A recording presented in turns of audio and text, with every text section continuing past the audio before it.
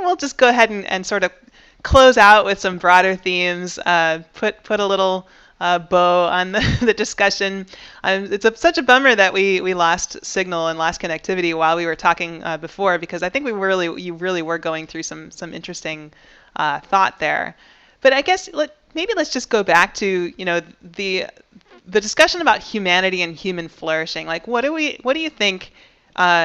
What do you think we can do in culture and in technology to stand a better chance of bringing about the best futures with AI and algorithmic systems, rather than the worst futures? And how do we promote humanity and human flourishing in your view?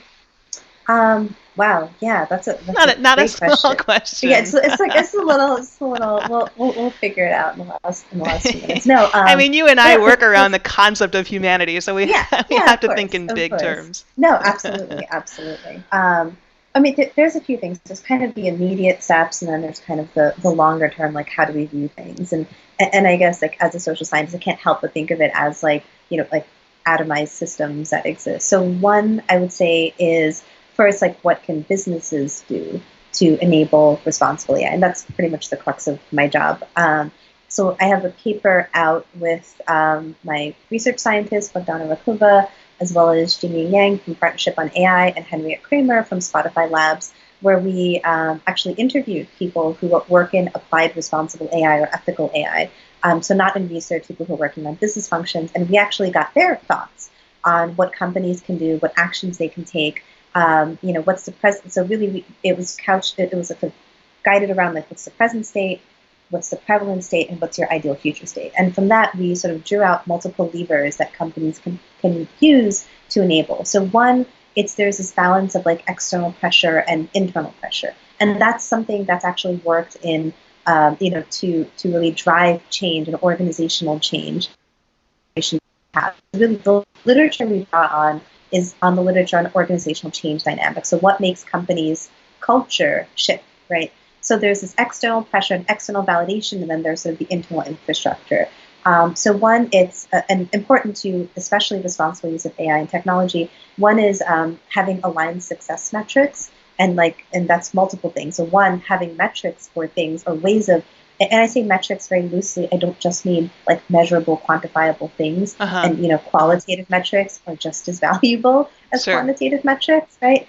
I think that's a Um, really important clarification, because people really do get yes, hung up on, but I can't measure that numbers. specific thing, Yeah, and I can't see yeah. it on a dashboard. Yeah, yeah, exactly. Yeah, or worse, they find some sort of like, insufficient metric, and then because human Right, nature, like we optimize for numbers, right. and that's actually a pretty bad thing to do. The analog I always give, by the way, is like when people are trying to be fit or lose weight or be healthy, there's so many quote metrics. There's Uh-huh. like BMI, there's weight, there's number of cells, all the, and it doesn't actually, none of them are actually good. Right, Ultimately, what matters is like holistically how you feel, right? And like that is a qualitative metric that is very, very valid, right. and frankly more valid than how much you weigh, like a number on a scale. Anyway, so when I say aligned metrics for success, this is not just for products, but also for individuals. Like, is it beneficial to my career at this company if I am doing things like helping the company create responsible AI, Mm. or is it going to look bad next year on my performance review because I've had X number of quote failed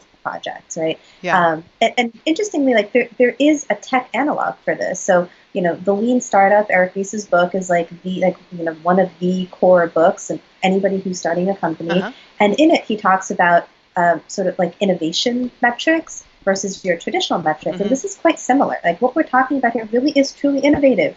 And this is part of innovation. Like we are creating these technological systems that are meant to actually improve humanity in a very fundamental way. So like we actually do need to assess people who work in these fields in companies by quote innovation metrics and not just these quarter over quarter quote improvement metrics. So there's that. Another is just this concept of tone from the top and having your leadership really say like this is important to us as a company, this is important to us as an organization. I will honestly say that's been a really critical part of being for me to be successful at Accenture. Like my boss and our leadership has decided that responsible AI sits in core business functions. We have 5 core capabilities. Responsible AI is one of them. That means something. Like that tells the entire organization that they haven't just hired me to like talk on a stage and say nice things. hired me to do real work, and that's very important, and it helps me quite a bit. Um, and some of it really is just about creating transparency around systems and accountable systems. So who's responsible for what? And to be fair, if we're trying to get people to be on board with responsible AI, we need to be very clear on what you can and can't do and what you will and will not be responsible for. So if, for example, a lawyer is being told, hey, you need to make sure these systems don't break the law, they're like, okay, well, I know what the law is, but I have no idea how these systems work. So maybe I don't want to do that because I don't want to be left holding the bag if something bad happens, right? Mm-hmm. So instead, you have to very clearly define, as a lawyer, it's your job to enumerate clearly to a data scientist, what the different aspects of the laws are that may come into play with this model. And the data scientist is responsible for sharing with you the empirical evidence. Like clearly defining roles and responsibilities really help. So that's kind of one from an organizational perspective. And I guess it's maybe like really specific, but at this point, I think in responsible AI, I love being really specific because everybody's been talking in sort of these high level imperatives. There's a point to have those imperatives. Yeah. But I think a lot of this pushback is coming from, certain people feeling like we're all kind of fluffy concepts and not real actions. And we are absolutely real actions.